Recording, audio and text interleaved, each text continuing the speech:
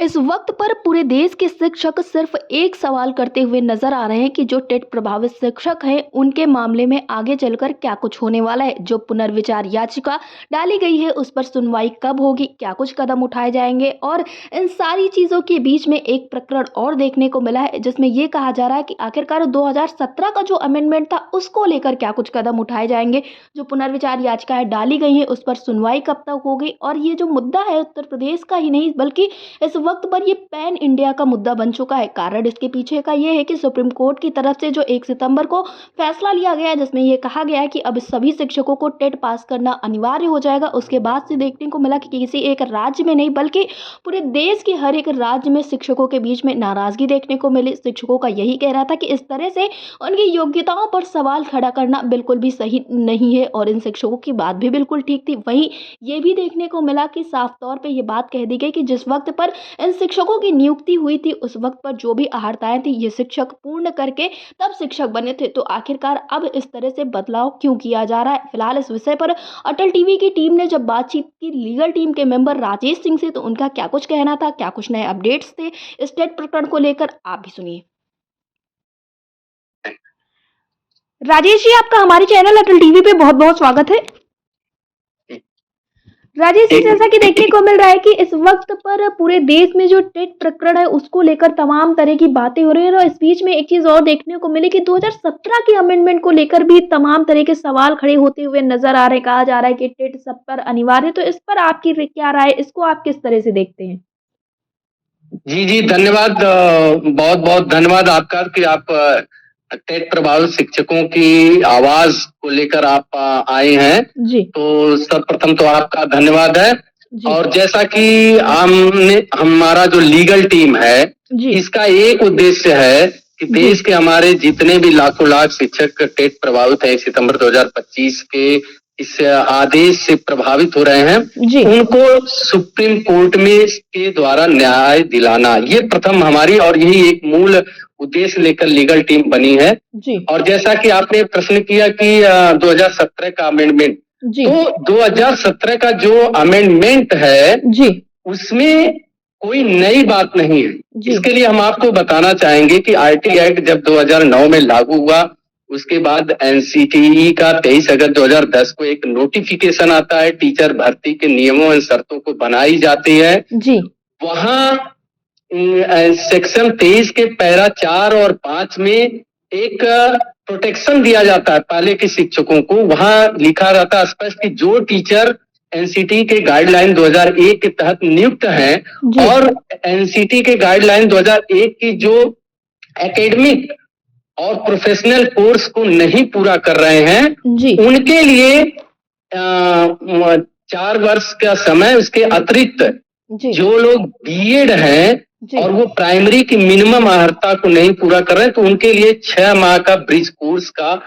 दिया गया था और उसी को 5 वर्ष का टाइम बॉन्ड किया गया था और वो 5 वर्ष जो है 31 मार्च 2015 को समाप्त हो रहा था। उसी को लेकर 2017 में तत्कालीन सरकार ने एक अमेंडमेंट बिल लाया कि जो 31 मार्च 2015 तक जिन्होंने ब्रिज कोर्स नहीं किया है, क्योंकि उस समय तमाम प्रदेश सरकारों ने अपनी असमर्थता जताई थी कि हमारे यहाँ संसाधन का अभाव है जिसके कारण हम इन शिक्षकों को ब्रिज कोर्स नहीं करा पा रहे हैं। उसको ध्यान में रखते हुए सरकार अमेंडमेंट बिल लाई थी और उसमें उसने कहा था कि ये पूर्व के 2 वर्ष और आगामी 2 वर्ष यानी 4 वर्ष जिसका टाइम जो है 1 अप्रैल 2019 को पूरा होता है, वो अमेंडमेंट बिल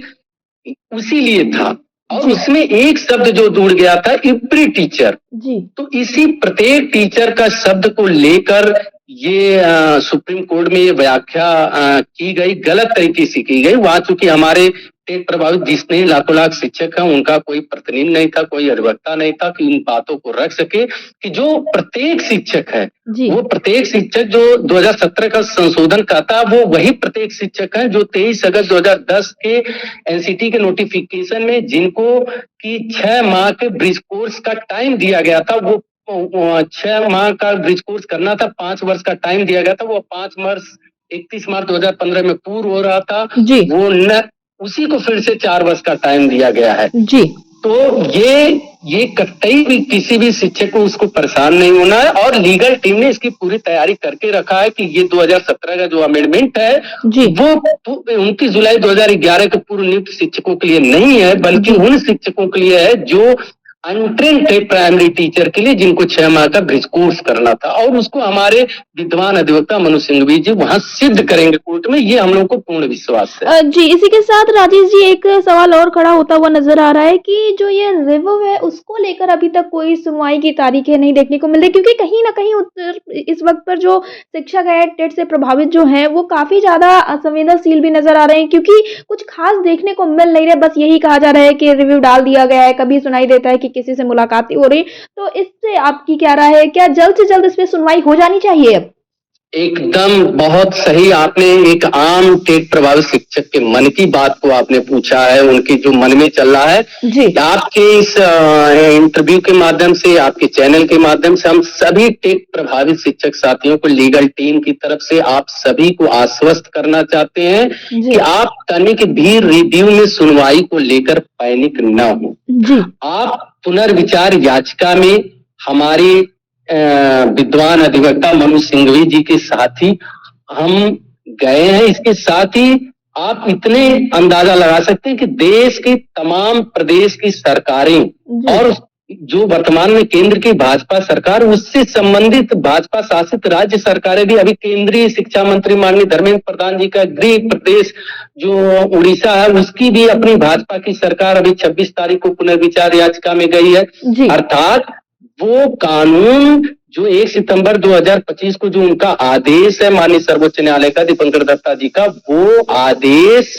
जो डेडलाइन 2 वर्ष है, वो 2 वर्ष आप रिव्यू से जोड़कर कतई हमारे शिक्षक साथी न देखें। रिव्यू की सुनवाई का एक प्रोसेस है। रिव्यू में हम आप जा चुके हैं, प्रदेश सरकारें जा चुकी हैं, उस आदेश के खिलाफ जा चुकी हैं। तो वो जो हमारे शिक्षक साथी हैं ये इसको लेकर परेशान ना हो कि रिव्यू की सुनवाई नहीं हो रही है, ऐसे 6 माह बीत गया, फिर तो ऐसे करते 2 वर्ष बीत जाएगा। कतई ये 2 वर्ष का डेडलाइन आपके लिए अब नहीं है, क्योंकि वो आदेश तब तक प्रभावी नहीं होगा जब तक कि पुनर्विचार याचिका की सुनवाई नहीं हो जाती है और कोई निर्णय नहीं आ जाता है। तो इसलिए हमारे जो शिक्षक साथी हैं वो इसकी विधिक चीजों को जानते रहे। पुनर्विचार याचिका में कई राज्य सरकारें गई हैं, पूरे